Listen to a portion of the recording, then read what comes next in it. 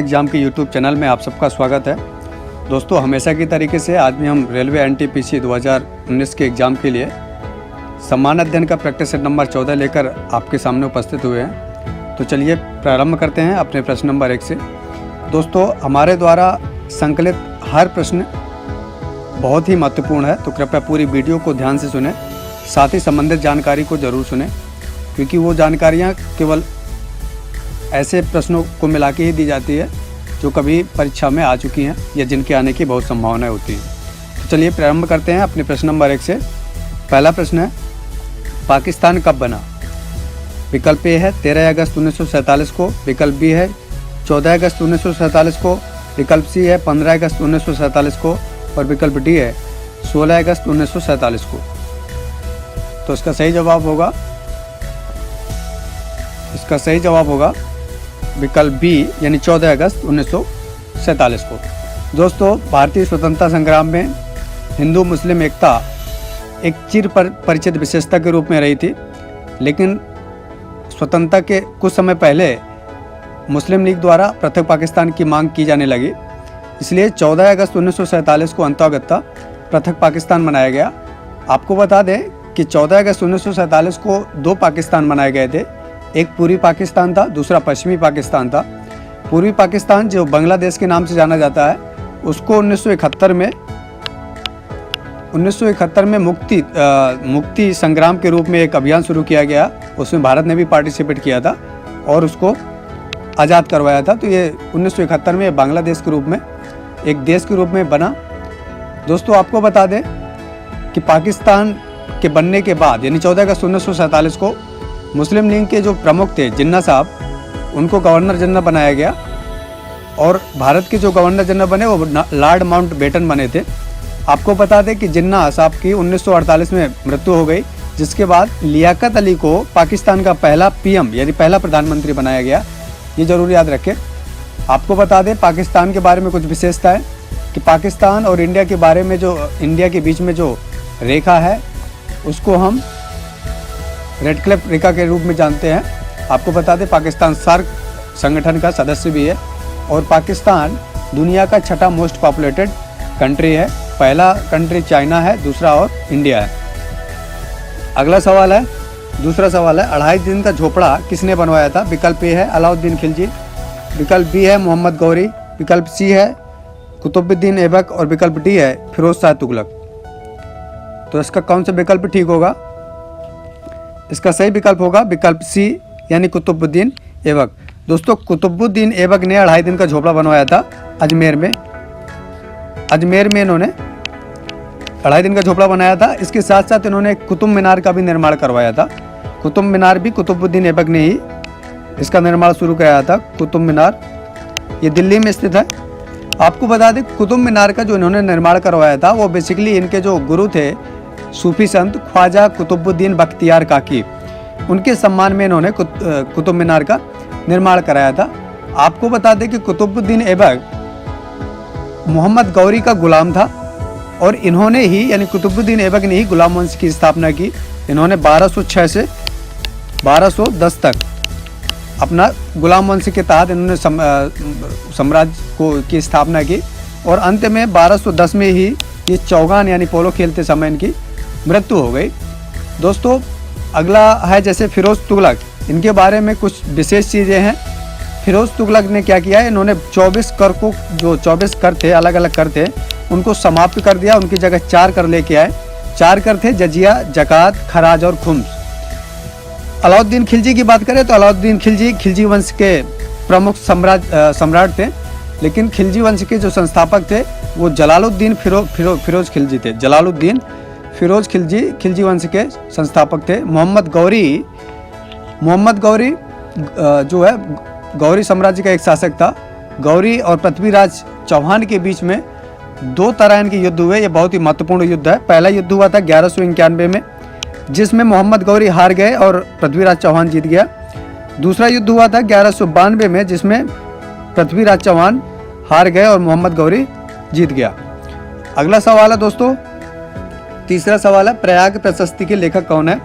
विकल्प ए है फाहियान, विकल्प बी है वेनसांग, विकल्प सी है हरिसेठ और विकल्प डी है भास। तो इसका सही विकल्प कौन सा होगा दोस्तों, बताएं आप। इसका सही विकल्प होगा विकल्प सी यानी हरिसेन। दोस्तों प्रयाग प्रशस्ति जो लिखा गया उसके जो लेखक हैं वो हरिसेन है। हरिसेन बेसिकली गुप्त काल के समय इन्होंने प्रयाग प्रशस्ति को लिखा था। गुप्त काल ये एक्चुअली समुद्रगुप्त के राज्य कवि थे और प्रयाग प्रशस्ति में इन्होंने मुख्य रूप से समुद्रगुप्त की उपलब्धियों का वर्णन किया है। आपको बता दें ह्वेनसांग और फायान दोनों ही चीनी यात्री थे ह्वेनसांग और फायान चंद्रगुप्त द्वितीय के टाइम पे आए और ह्वेनसांग हर्षवर्धन के टाइम पे भारत आया था। हर्षवर्धन के समय ह्वेनसांग भारत आए थे। ह्वेनसांग की एक प्रमुख रचना है जिसे बोलते हैं सीयू की, तो ये इनकी प्रमुख यात्रा वृत्तांत है।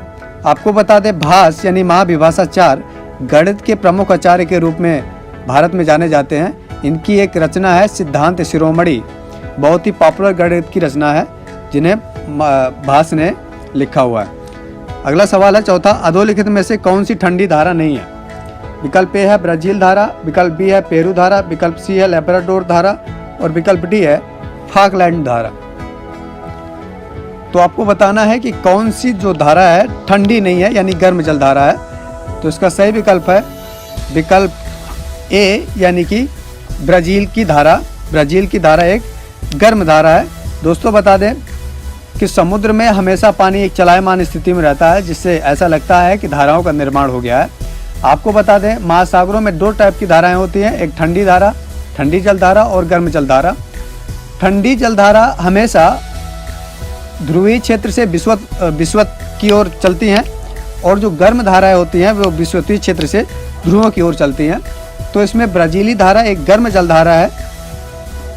पेरू, लेब्राडोर और फॉकलैंड ये तीनों धाराएं ठंडी जल धाराएं हैं। पेरू जल धारा का एक और नाम है हम्बोल्ट। ये बहुत ही चर्चित धारा है क्योंकि इसका निर्माण पेरू के तट में कोल्ड अपवेलिंग जोन, जो कोल्ड अपवेलिंग जोन होता है उसके तहत हुआ है। ये जब कभी भी वहाँ पे ठंडे जल की जगह गर्म जल आना शुरू हो जाता है तब वो पूरे मानसून को, भारतीय मानसून को भी प्रभावित करता है और पूरे वैश्विक मानसून को भी प्रभावित करता है। आपको बता दें कि उत्तरी अटलांटिक महासागर में एक सागर है जिसका नाम है सारगैसम। कई बार परीक्षाओं में पूछा गया है, सारगैसम सागर है उत्तरी अटलांटिक सागर में। यह बेसिकली सारगैसम नाम के एक जो शैवाल होता है उसके कारण इसका नाम रखा गया है। अगला सवाल है दोस्तों पांचवा, निम्नलिखित में से विश्व का कहवा पत्तन किसे कहा जाता है। विकल्प ए है सेंटोस, विकल्प बी है साओ पोलो, विकल्प सी है ब्यूनस आयर्स और विकल्प डी है जिबूती। तो इसका सही विकल्प कौन सा होगा। इसका सही विकल्प होगा विकल्प ए यानी सेंटोस को विश्व का कहवा पत्तन के नाम से जानते हैं। दोस्तों सेंटोस ब्राजील में पड़ता है और अगर ये बात करें कि विश्व में सबसे ज़्यादा कहवा का उत्पादन कौन करता है तो वो भी ब्राज़ील ही है, सबसे ज़्यादा उत्पादन करता है। आपको बता दें ब्यूनस आयर्स ये अर्जेंटीना की राजधानी है, ब्यूनस आयर्स और जिबूती अफ्रीकन कंट्री है। अगला सवाल है दोस्तों छठा सवाल है, निम्नांकित स्थानों में से किसका वार्षिक तापांतर सर्वाधिक है। मतलब नीचे दिए गए जो स्थान है इनमें से सबसे ज़्यादा किस स्थान का तापांतर सबसे ज़्यादा है वार्षिक तापांतर। विकल्प ए है मुंबई, विकल्प बी है दिल्ली, विकल्प सी है चेन्नई और विकल्प डी है त्रिवेंद्रम। तो इसका सही विकल्प होगा विकल्प डी यानी कि त्रिवेंद्रम। दिए गए स्थानों में त्रिवेंद्रम का सर्वाधिक वार्षिक तापांतर है।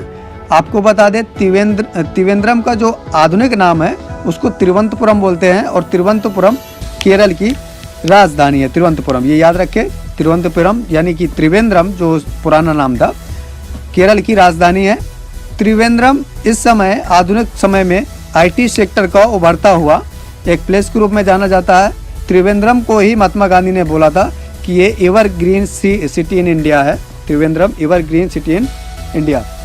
अगला सवाल है दोस्तों सातवां, आनुपातिक प्रतिनिधित्व को इस रूप में भी जाना जाता है यानी आनुपातिक प्रतिनिधित्व का दूसरा नाम कौन सा है। विकल्प ए है बहुल मतदान, विकल्प बी है समिति मतदान, विकल्प सी है सूची प्रणाली और विकल्प डी है हेयर योजना। तो इसका सही विकल्प कौन सा होगा। इसका सही विकल्प होगा विकल्प डी यानी कि हेयर योजना। आनुपातिक प्रतिनिधित्व प्रणाली को हेयर योजना के नाम से भी जानते हैं। आपको बता दें, भारत में राष्ट्रपति और उपराष्ट्रपति का चुनाव आनुपातिक प्रतिनिधित्व प्रणाली की एकल संक्रमणीय मत पद्धति के द्वारा होता है। इनका चुनाव यानी कि प्रेसिडेंट ऑफ इंडिया और वाइस प्रेसिडेंट ऑफ इंडिया का चुनाव इस माध्यम से इसलिए होता है क्योंकि ये जो देश के सिंबॉलिक प्रमुख हैं, वास्तविक जो शक्ति होते हैं वो मंत्री परिषद में होती है। इसलिए इनका चुनाव सीधे वयस्क मताधिकार के बजाय अनुपातिक प्रतिनिधित्व प्रणाली के तहत जो राज्यसभा और लोकसभा इन सब के जो सदस्य होते हैं उनके द्वारा इनका चुनाव किया जाता है।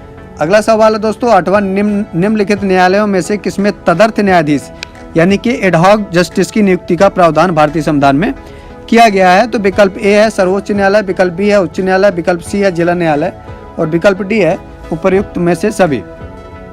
तो आपको बताना है कि एडहॉक न्यायाधीश की जो हमारे संविधान ने व्यवस्था की है वो किस जगह पे की है, सर्वोच्च न्यायालय, उच्च न्यायालय, जिला न्यायालय या उपर्युक्त में सभी। तो इसका सही विकल्प है विकल्प ए यानी सुप्रीम कोर्ट ऑफ इंडिया। सर्वोच्च न्यायालय में हमारे संविधान ने एक व्यवस्था की है कि सर्वोच्च न्यायालय में हम तदर्थ न्यायाधीश की नियुक्ति कर सकते हैं। दोस्तों, तदर्थ न्यायाधीश अस्थायी न्यायाधीश होता है। इसकी नियुक्ति सुप्रीम कोर्ट में तभी की जाती है जब सुप्रीम कोर्ट के जो मुख्य न्यायाधीश है उनको ऐसा लगता है कि न्यायाधीशों की जो संख्या है स्थायी न्यायाधीशों की वो कम हो गई है।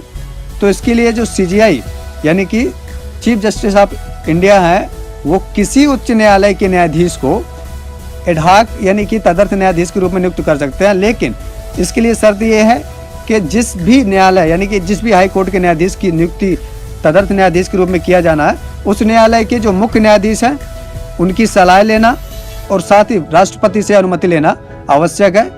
इस पोजीशन पर नियुक्त होने वाले व्यक्ति की वही अर्हताएं होंगी यानी एलिजिबिलिटी वही होंगी जो सुप्रीम कोर्ट के न्यायाधीश नियुक्त होने के लिए चाहिए होता है। ऐसी कंडीशन में यानी कि जो तदर्थ न्यायाधीश नियुक्त होगा उसको सुप्रीम कोर्ट के कार्य को ज़्यादा ध्यान देना होगा और उसे सुप्रीम कोर्ट के न्यायाधीश की न्याय निर्णय शक्तियाँ और विशेषाधिकार भी प्राप्त होंगे।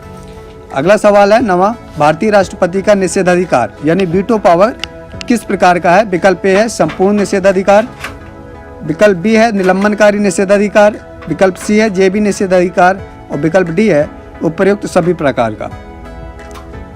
तो इसका सही विकल्प कौन सा होगा? इसका सही विकल्प होगा विकल्प डी यानी सभी प्रकार का वीटो भारतीय राष्ट्रपति को प्राप्त है। आपको बता दें वीटो शक्तियां 4 प्रकार की होती हैं। लिखित 3 प्रकार के अलावा यानी संपूर्ण निषेधाधिकार, निलंबनकारी विशेषाधिकार और जेबी निषेधाधिकार के अलावा एक और निषेधाधिकार यानी वीटो पावर होता है, उसे बोलते हैं विशेषित वीटो पावर। ये विशेषित वीटो पावर सिर्फ अमेरिका में इस्तेमाल किया जाता है, वहाँ के जो प्रेसिडेंट है वो इसका इस्तेमाल करते हैं। आपको बता दें ये जो विधायी का जो संपूर्ण निषेधाधिकार है इसमें राष्ट्रपति अपनी राय सुरक्षित रख लेता है यानी कि विधायिका से पारित कोई कानून होता है तो उसको उस पर ये राय सुनिश्चित कर लेते हैं और सुरक्षित भी रख लेते हैं।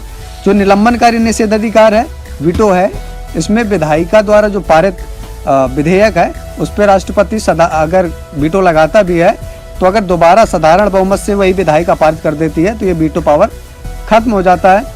अगला है सी यानी जेबी वीटो पावर, इसको पॉकेट वीटो भी बोलते हैं। ये बहुत ही महत्वपूर्ण वीटो पावर है दोस्तों राष्ट्रपति का, पॉकेट वीटो। इसमें विधायिका द्वारा पारित विधेयक पर अगर कोई निर्णय ही नहीं लिया जाता राष्ट्रपति द्वारा तो ऐसे निषेधाधिकार को हम जेबी वीटो पावर या पॉकेट वीटो पावर कहते हैं। दोस्तों, हमारे भारतीय संविधान में अनुच्छेद 62 के तहत राष्ट्रपति पद की व्यवस्था की गई है। राष्ट्रपति संवैधानिक प्रमुख भी होता है और देश का प्रथम नागरिक भी होता है हमारे संविधान के अनुसार। अगला सवाल है 10वां, भारत में बेरोजगारी मापन की निम्नलिखित में से कौन सी विधि NSSO द्वारा प्रयोग में नहीं लाई जाती है? विकल्प ए है सामान्य प्रमुख स्तर, विकल्प बी है चालू मासिक स्तर, विकल्प सी है चालू साप्ताहिक स्तर और विकल्प डी है चालू दैनिक स्तर। इसका सही विकल्प होगा विकल्प बी यानी कि चालू मासिक स्तर। दोस्तों, NSSO यानी कि नेशनल सैंपल सर्वे ऑफिस, इसका फुल फॉर्म है नेशनल सैंपल सर्विस ऑफिस। इसकी स्थापना 1950 में की गई थी। यही जो है बेरोजगारी मापन की जो विधियां हैं उनको इजाद करता है और उनके आधार पर भारत में बेरोजगार और रोजगार का डाटा प्रकाशित करता है। आपको बता दें कि ये 3 प्रकार यानी सामान्य प्रमुख स्तर, चालू साप्ताहिक स्तर और चालू दैनिक स्तर, तीनों प्रकार के डाटा निकालता है। चालू दैनिक स्तर में प्रतिदिन अगर किसी व्यक्ति को 4 घंटे मजदूरी मिलती है तो उसको बेरोजगार नहीं मानता NSSO। चालू साप्ताहिक स्तर में अगर 7 दिनों में किसी व्यक्ति को 1 घंटा प्रतिदिन के हिसाब से रोजगार नहीं मिलता तो उसे बेरोजगार घोषित करता है। और सामान्य प्रमुख स्तर में वार्षिक आधार पर यह तय करता है कि किसी व्यक्ति को 1 घंटा भी रोजगार मिला या नहीं। अगला सवाल है उस्ताद क्या है। ये एक स्कीम है। उस्ताद क्या है? विकल्प ए है अल्पसंख्यकों के लिए योजना, विकल्प बी है खिलाड़ियों हेतु चलाई गई एक योजना, विकल्प सी है स्वच्छ भारत अभियान का नया लोगो और विकल्प डी है कोई नहीं। तो इसका सही विकल्प होगा 11 का सही विकल्प होगा विकल्प ए यानी अल्पसंख्यकों के लिए योजना। दोस्तों उस्ताद योजना अल्पसंख्यकों के हुनर को बढ़ावा देने के लिए चलाई गई थी। ये योजना बेसिकली 2015 में मोदी गवर्नमेंट द्वारा बनारस से शुरू की गई थी। इसका उद्देश्य था कि जितने भी अल्पसंख्यक कम्युनिटी में आते हैं उनको उनके आर्ट को उनके हुनर को आगे बढ़ाएं और ये अल्पसंख्यक मंत्रालय के तहत काम करती है। अगला सवाल है 12वां न्यूनतम आवश्यकता कार्यक्रम यानी बेसिक नीड प्रोग्राम की संकल्पना निम्नलिखित में से किस एक की पर्यायवाची है। यानी ये आवश्यकता कार्यक्रम जो चलाया गया था न्यूनतम आवश्यकता कार्यक्रम ये किस लिए चलाया गया था। विकल्प ए है अंत्योदय दृष्टिकोण के लिए, विकल्प बी है भूख की मुक्ति दृष्टिकोण के लिए, विकल्प सी है मानव में विनियोजन दृष्टिकोण के लिए और विकल्प डी है अधोसंरचना विकास दृष्टिकोण के लिए। तो इसका सही विकल्प होगा विकल्प डी यानी अधोसंरचना विकास दृष्टिकोण को ध्यान में रखते हुए न्यूनतम आवश्यकता कार्यक्रम चलाया गया था। इस कार्यक्रम की शुरुआत दोस्तों 1974 और 1978 का जो कार्यकाल था बेसिकली 5वीं पंचवर्षीय योजना इस समय चल रही थी। उस समय ये प्रोग्राम चलाया गया था। प्रोग्राम का उद्देश्य था कि देश में आधारभूत विकास जो दृष्टिकोण है उसको बढ़ाया जाए, जैसे ग्रामीण स्वास्थ्य, ग्रामीण पेयजल आपूर्ति, ग्रामीण विद्युतीकरण, प्राथमिक शिक्षा, प्रौढ़ शिक्षा और पोषण संबंधित जरूरतों को पूरा करने के लिए इस कार्यक्रम की शुरुआत की गई थी। अगला सवाल है 13वां सीमेंट की खोज किसने की थी। विकल्प ए है अगासिट, विकल्प बी है एल्बर्ट मैग्नस, विकल्प सी है जोसेफ अस्पादिन और विकल्प डी है जैनसिन। तो इसका सही विकल्प कौन सा होगा। इसका सही विकल्प होगा विकल्प सी यानी जोसेफ अस्पादिन। जोसेफ अस्पादिन ने सीमेंट की खोज की थी। अगला सवाल है 14वां फ्लाई ऐश वातावरणीय प्रदूषक है जो किसके द्वारा उत्पन्न होता है। विकल्प ए है उर्वरक संयंत्र के द्वारा, विकल्प बी है सीमेंट उद्योग द्वारा, विकल्प सी है थर्मल पावर प्लांट या संयंत्र को द्वारा और विकल्प डी है आटा मिल। इसका सही विकल्प कौन सा होगा। इसका सबसे सही विकल्प होगा विकल्प सी यानी थर्मल पावर प्लांट। दोस्तों फ्लाई ऐश वातावरणीय प्रदूषक है। बेसिकली ये एयर पोल्यूशन को बढ़ावा देता है। थर्मल पावर प्लांट जिसमें विशेषकर कोयला का इस्तेमाल किया जाता है वहाँ से ये विशेष रूप से प्रोड्यूस होती है। इसमें बेसिकली PM 2.5 और PM 10 जैसे प्रदूषक होते हैं जो एयर को पोल्यूशन करने के साथ साथ मनुष्य के लिए भी बहुत ही घातक होते हैं। तो इस समस्या से निपटने के लिए कई तरीके की तकनीक अपनाई जा रही है। फ्लाई ऐश से ईंटों का निर्माण किया जा रहा है क्योंकि फ्लाई ऐश से बनी ईंटें बहुत ही हल्की होती हैं और ये जिस भी बिल्डिंग में लगाई जाती है वहाँ पे कूलिंग पावर क्षमता बढ़ जाती है। और इसके साथ साथ फ्लाई ऐश का इस्तेमाल किसानों द्वारा खेती में भी किया जा सकता है क्योंकि ये काफ़ी ज़्यादा पानी सोख लेती है, अर्थात खेत में जो है नमी लंबे समय तक ये बनाए रख सकती है। अगला सवाल है 15वां, ये हमारा अंतिम सवाल भी है। सल्फ्यूरिक अम्ल है यानी सल्फ्यूरिक अम्ल क्या है। विकल्प ए है एकाक्षरी, विकल्प बी है द्विक्षारकी, विकल्प सी है त्रिक्षारकी और विकल्प डी है चतुक्षारकी। तो इसका सही विकल्प होगा विकल्प बी यानी द्विक्षारकी। दोस्तों सल्फ्यूरिक अम्ल द्विक्षारकी अम्ल है। आपको बता दें एक धारणा है कि जिन देशों में सल्फ्यूरिक अम्ल यानी H2SO4 का ज़्यादा इस्तेमाल होता है वो देश विकासशील या विकसित होने की पोजीशन में जा रहा होता है। रीज़न ये है कि जो देश सल्फ्यूरिक अम्ल का ज़्यादा इस्तेमाल करते हैं इसका मतलब ये है कि वहाँ के उद्योगों में इसका इस्तेमाल ज़्यादा हो रहा है क्योंकि सल्फ्यूरिक अम्ल का इस्तेमाल बहुत सारे उर्वरक उद्योगों, पेट्रोलियम के जो उद्योग हैं, विस्फोटक पदार्थों के निर्माण और बैटरी बनाने में किया जाता है। धन्यवाद दोस्तों, उम्मीद है आज की वीडियो आपको पसंद आएगी। हमारे दिए गए तथ्य आपकी परीक्षा में कुछ ज़रूर योगदान दे पाएंगे। ऐसा है अगर तो कृपया हमारे वीडियो को लाइक करें, शेयर करें और सब्सक्राइब करें। साथ ही बेल आइकन को जरूर दबाएं ताकि हमारे वीडियो सबसे पहले आप तक पहुंचे। आपकी सफलता के लिए हमारी ओर से बहुत बहुत शुभकामनाएं।